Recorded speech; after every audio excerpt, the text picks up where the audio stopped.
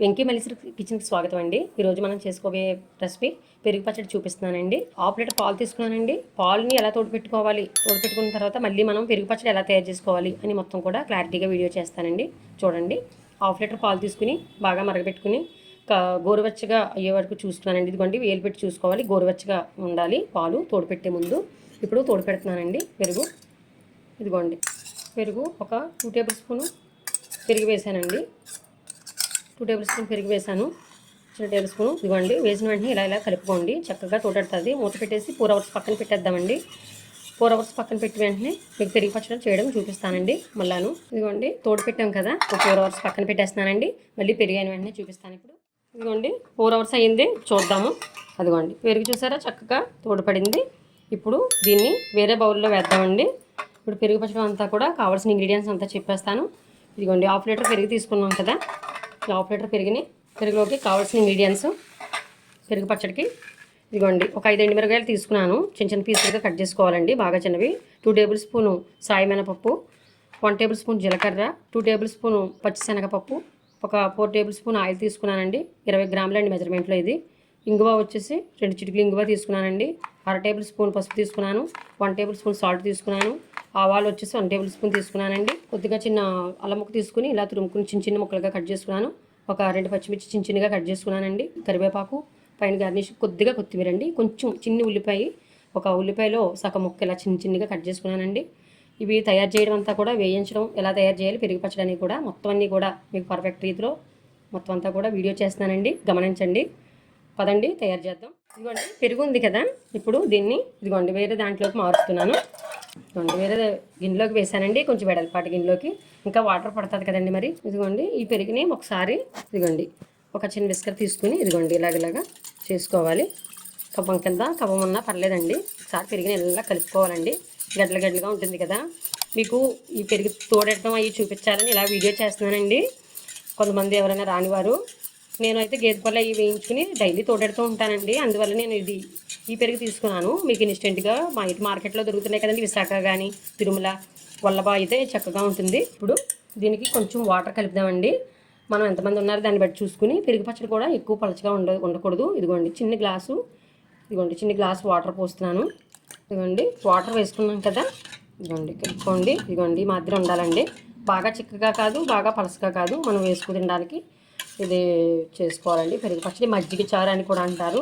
చక్కగా ఇలా చేసుకోవాలండి. ఇప్పుడు దీంట్లోకి సాల్ట్ ఉంది కదా, ఇదిగోండి సాల్ట్ ఇప్పుడే కలిపేస్తున్నాను.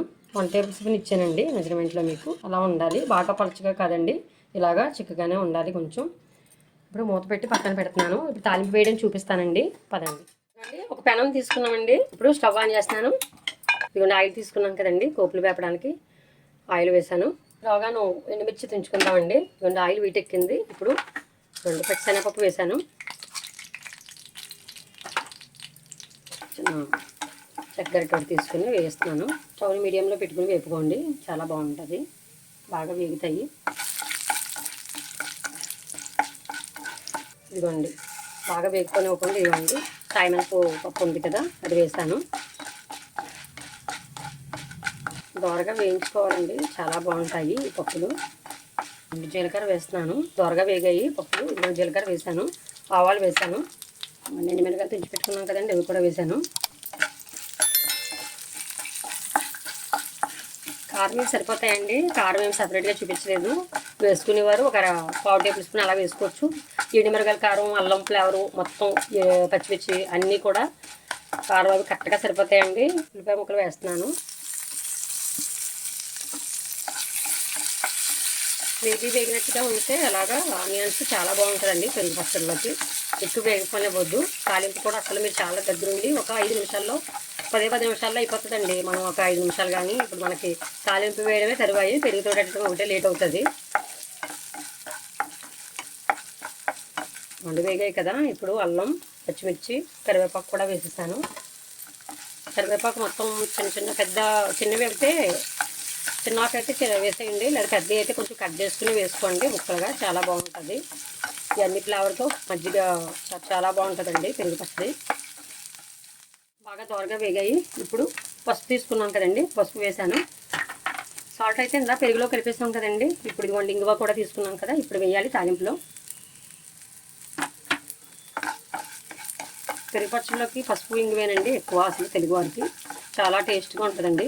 మజ్జిగ పులుసు అంటారు, పెరుగు పచ్చడి అని కూడా అంటారు. ఇది చక్కగా ఇలా చేసుకోండి, చాలా బాగుంటుంది.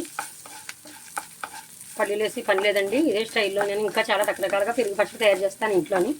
మరిన్ని వీడియోలు కూడా పెడుతూ ఉంటాను తర్వాత. ఇప్పుడైతే ఇది ఒరిజినల్గా పెరుగు పచ్చడి చేస్తున్నాను. ఇలాగా తాలింపు వేగిపోయింది, స్టవ్ ఆఫ్ చేస్తున్నానండి. తాలింపు వెంటనే వేయొద్దండి, పెరుగు ఇరిగిపోతుంది. 10 నిమిషాలు పక్కన పెట్టేసుకుందామండి. పక్కన పెట్టుకుని ఈ వీటంతా చల్లారిన తర్వాత అప్పుడు కలుపుదామండి పెరుగులోని. పదండి. ఇదిగోండి పెరుగు బౌల్లో తీసుకున్నాను. ఇదిగోండి పోపు ఇలా చల్లారిపోయిందండి చక్కగాను. చూసారా, ఇలాగా చక్కగా రోస్ట్గా ఈ పోపులన్నీ ఇలాగే వేసేసుకునండి. చక్కగా ఇలా కలుపుకోండి. చూసారా ఎంత నీట్గా ఎంత రోస్ట్గా కనిపిస్తుందో. పసుపు కూడా ఏమి ఎక్కువ కలిపే అక్కర్లేదండి దీనికి. పసుపు మనం కొంచెం వేసినా తర్వాత ఇంకా మంచి కలర్ వచ్చేస్తుంది. ఇది ఫ్రిడ్జ్లో పెట్టుకుని స్టోర్ చేసుకుంటే 2 days అలా కూడా మనం వేసుకోవచ్చండి, చాలా బాగుంటుంది. పెరుగు పచ్చడి ఏంటంటే మీరు చేసుకున్న వెంటనే ఫ్రిడ్జ్లో పెట్టేసేయండి కాసేపటికి. మీకు ఎప్పుడు ఎంత కావాలో అంత యూజ్ చేసుకుని ఫ్రిడ్జ్లో పెట్టేసుకోవాలి, లేకపోతే పులుపు అయిపోతుందండి బయట పెట్టుకుంటే. చూసారా మంచి కలర్ కనిపిస్తుంది. ఇప్పుడు కొత్తిమీరతో గార్నిష్ చేద్దామండి. కొత్తిమీర ఉంది కదా, కొత్తిమీరతో ఇలాగా కొంచెం డెకరేషన్కి అలాగా బాగుంటుంది కొత్తిమీరతో. ఇప్పుడు టేస్ట్ చేద్దామండి. తోడుపెట్టిన వెంటనే చేయడం వల్ల చక్కగా పులుపు ఏమీ లేదు, చాలా ఆరోగ్యం అండి. ఇది చాలా చల్లదనం, మన కడుపులో చాలా చల్లగా ఉంటుంది. రైస్లో చక్కగా తినొచ్చండి, చాలా బాగుంటుంది. దీనికి జాయం మనం ఆవకాయ పచ్చడి, అప్పడాలు అటువంటివి వేపుకుని ఆ డే అయిపోతుందండి. చక్కగా డిన్నర్లో మనకి చాలా బాగుంటుంది. ఇలా తినడం వల్ల కూడా మనకి హెల్ప్ఫుల్గా ఉంటుంది. ఈ వీడియో నచ్చినట్లయితే లైక్ చేయండి, షేర్ చేయండి, సబ్స్క్రైబ్ చేయండి మన ఛానల్ని. కొత్తగా చూస్తున్న వారందరూ కూడా సబ్స్క్రైబ్ చేసుకోండి. మరిన్ని వీడియోల కోసం చూస్తూనే ఉండండి. Bye friends.